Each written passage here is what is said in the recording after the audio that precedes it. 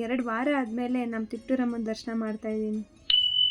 Hi hello ಎಲ್ರಿಗೂ ನಮಸ್ಕಾರ, welcome to my mini vlog. ಬೆಳಗ್ಗೆ ಎದ್ದ ತಕ್ಷಣ ನಾನು ಮಾಡಿದ ಕೆಲಸ ಅಂದರೆ ನೆನ್ನೆ ರೆಡಿ ಮಾಡಿ ಫ್ರೀಸರಲ್ಲಿ ಇಟ್ಟಿದ್ದು ಐಸ್ ಕ್ರೀಮ್ ಕತೆ ಏನಾಯಿತು ಅಂತ ಅದನ್ನು ನೋಡಿಕೊಂಡು ABC ಜ್ಯೂಸ್ನ ಕುಡ್ಕೊಂಡು ಅದಾದಮೇಲೆ ವಾರ ಇದ್ದಿದ್ದಕ್ಕೆ ನೀಟಾಗಿ ಮನೆಯೆಲ್ಲ ಕ್ಲೀನ್ ಮಾಡಿಕೊಂಡು ತಿಂಡಿಗೆ ಗೋಧಿ ದೋಸೆ ಮಾಡ್ಕೊಳ್ಳೋಣ ಅಂತ ಸರಿ ಕಲಿಸಿಟ್ಟು ಇನ್ನು ನಾನು ಸ್ವಲ್ಪ ತಲೆಗೆ ಎಣ್ಣೆ ಹಾಕ್ಕೊಂಡು ಅದಾದಮೇಲೆ ಸ್ವಲ್ಪ ಹೊತ್ತು ಬಿಟ್ಟು ಫ್ರೆಶ್ ಅಪ್ ಆಗಿ ಮನೆಯಲ್ಲಿ ಪೂಜೆ ಎಲ್ಲ ಮುಗಿಸ್ಕೊಂಡು ಇವತ್ತು ತಿಪ್ಟೂರಮ್ಮನ ದೇವಸ್ಥಾನಕ್ಕೆ ಆರತಿಗೆ ಅಂತ ಹೋಗಬೇಕಾಗಿತ್ತು ಅಂತ ರೆಡಿ ಆಗಿಬಿಟ್ಟು ಸೀದಾ ದೇವಸ್ಥಾನಕ್ಕೆ ಬಂದು ಇನ್ನು ನಾನು ಆರತಿಗೆ ಎಲ್ಲ ರೆಡಿ ಮಾಡ್ಕೋತಾ ಇದ್ದೆ. ಇನ್ನು ತಾಯಿ ದರ್ಶನ ಮಾಡಿ 2 ವಾರನೇ ಆಗೋಗ್ಬಿಟ್ಟಿತ್ತು. ಸಮ್ ರೀಸನ್ಸ್ ಇಂದ ನನಗೆ ಬರೋಕ್ಕಾಗಿರಲಿಲ್ಲ. ಸೊ ಇವತ್ತು ತಾಯಿ ದರ್ಶನ ಮಾಡಿ ಏನೋ ಒಂಥರ ಮನಸ್ಸಿಗೆ ಖುಷಿಯಾಗಿ ಪೂಜೆ ಎಲ್ಲ ಮುಗಿಸ್ಕೊಂಡು ಹೊರಗಡೆ ಬರಬೇಕಾದ್ರೆ ನಾನು ಯಾರು ಅಂತಾನೆ ಗೊತ್ತಿಲ್ದಿರೋ ಒಂದು ಪುಟ್ಟ ಪಾಪು ನನಗೆ ಹಾಯ್ ಮಾಡಿ ಹಣೆಗೆ ಕುಂಕುಮ ಇಡ್ತು. ನನಗಂತೂ ಮನ್ಸಿಗೆ ತುಂಬಾನೇ ಖುಷಿ ಆಯ್ತು. ಅದರಲ್ಲೂ ಶುಕ್ರವಾರ ಪುಟ್ಟಡಿಗೆ ಹಣೆಗೆ ಇಟ್ಟಿದ್ದು ನನಗಂತೂ ತುಂಬಾನೇ ಖುಷಿ ಆಯ್ತು. ಇನ್ನು ಮನೆಗೆ ಬಂದು ನಾನು ಸ್ವಲ್ಪ ಡ್ರೆಸ್ ಚೇಂಜ್ ಮಾಡ್ಕೊಂಡು ತಿಂಡಿ ರೆಡಿ ಮಾಡ್ಕೊಂಡು ತಿಂಡಿ ತಿನ್ಕೊಂಡು ಅದಾದ್ಮೇಲೆ ಫ್ರೀಜರಲ್ಲಿ ಇಟ್ಟಿದ್ದು ಐಸ್ ಕ್ರೀಮ್ನ ತಗೊಂಡು ಅದನ್ನ ಈ ತರ 4 ಪೀಸಸ್ ಆಗಿ ಕಟ್ ಮಾಡ್ಕೊಂಡೆ. ಸೊ ದಟ್ ನಮಗೆ ತಿನ್ನೋಕೆ ಸರಿ ಆಗುತ್ತೆ.